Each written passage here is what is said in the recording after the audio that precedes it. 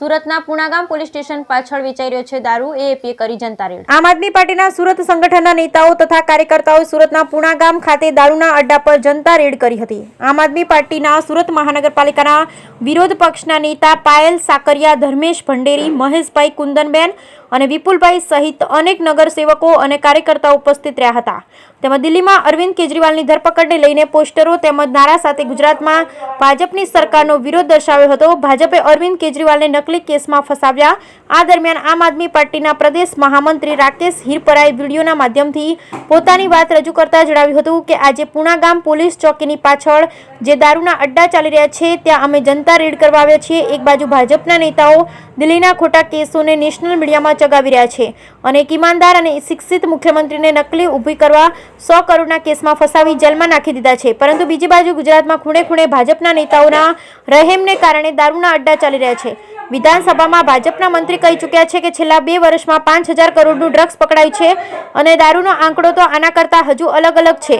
રાકેશ હિરપરાએ ગુજરાતની તેમજ કેન્દ્રની ભાજપ સરકાર ઉપર આક્ષેપ જણાવ્યું હતું કે અમે ભાજપના નેતાઓને કહેવા માંગીએ છીએ કે જો તમારામાં તાકાત હોય તો ગુજરાતમાં ચાલતા અસલી દારૂના અડ્ડા ઉપર એક્શન લો। ભાજપ દારૂ વેચતી કંપનીઓ પાસેથી, ગૌમાંસ વેચતી કંપનીઓ પાસેથી અને પાકિસ્તાનની કંપનીઓ પાસેથી ફંડ લે છે। આજે આ દારૂના વેપારીઓ ગરીબ અને મધ્યમ વર્ગના લોકોની જિંદગી બરબાદ કરી રહ્યા છે। હાલ અમે ફક્ત શરૂઆત કરી છે અને આવનાર સમયમાં ગુજરાતના ખૂણે ખૂણે ચાલતા દારૂના અડ્ડા ઉપર જનતા રેડ કરીશું। Bureau report Sunil Ganjawala, Surat. નમસ્કાર, હું રાકેશ હિરપરા, પ્રદેશ મહામંત્રી આમ આદમી પાર્ટી ગુજરાત। આજ રોજ અહીંયા તમે જોઈ શકો છો આમ આદમી પાર્ટીના વિરોધ પક્ષના નેતા પાયલબેન સાકરિયા, ધર્મેશભાઈ, મહેશભાઈ, કુંદનબેન, વિપુલભાઈ વગેરે તમામ નગરસેવકો અને આમ આદમી પાર્ટીના સુરતના શીર્ષ નેતૃત્વ સહિત તમામ લોકો અમે આજે આ પુણાગામ પોલીસ ચોકીની પાછળ દારૂના અડ્ડા ચાલી રહેલા દારૂના અડ્ડા ઉપર જનતા રેડ કરવા માટે આવ્યા છીએ। શા માટે આવ્યા છીએ?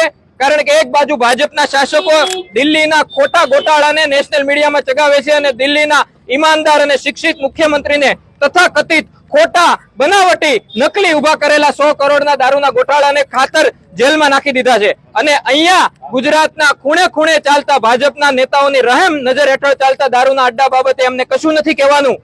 આ ગત વિધાનસભા સત્રમાં ભાજપના ગૃહમંત્રીએ સ્વીકાર્યું છે કે ગુજરાતમાં છેલ્લા 2 વર્ષમાં 5000 કરોડનું ડ્રગ્સ પકડાણું છે। દારૂનો આંકડો તો અલગ છે, તો 5000 કરોડ રૂપિયા માટે તમે કોઈ એક્શન નથી લેતા અને 100 કરોડ રૂપિયાના ખોટા ગોટાળા ખાતર 100 કરોડના ખોટા ગોટાળા ખાતર તમે દિલ્હીના શિક્ષિત મુખ્યમંત્રીને, ભણેલ ગણેલ ઈમાનદાર મુખ્યમંત્રીને જેલમાં નાખ્યા।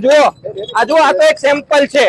અમે ગુજરાતના નાગરિકોને આહવાન કરીએ છીએ કે જાગૃત થાવ। આ નેતાઓ આ યુવાનોની રગોમાં નસોમાં દારૂ અને ડ્રગ્સ ઘુસાડવા માંગે છે। આપણા ગાંધીના ગુજરાતને, શ્રી કૃષ્ણના ગુજરાતને, નરસિંહ મહેતાના ગુજરાતને દારૂ અને ડ્રગ્સનો અડ્ડો નથી બનવા દેવું। માટે જાગો અને જે વિસ્તારમાં દારૂના અડ્ડા ચાલતા હોય એને ઉજાગર કરો। અમે ભાજપના નેતાઓને કહેવા માંગીએ છીએ કે તમારામાં તાકાત હોય તો ગુજરાતના દારૂ માફિયાઓ વિરુદ્ધ, ગુજરાતના અસલી દારૂ કૌભાંડની સામે એક્શન લઈને દેખાડો। તમે તો ડ્રગ્સ વેચતા, દારૂ વેચતા લોકો પાસેથી, ગૌમાંસ વેચતા લોકો પાસેથી, પાકિસ્તાનની કંપનીઓ પાસેથી ફંડ લો છો। ભાજપના નેતાઓને શરમ આવવી જોઈએ।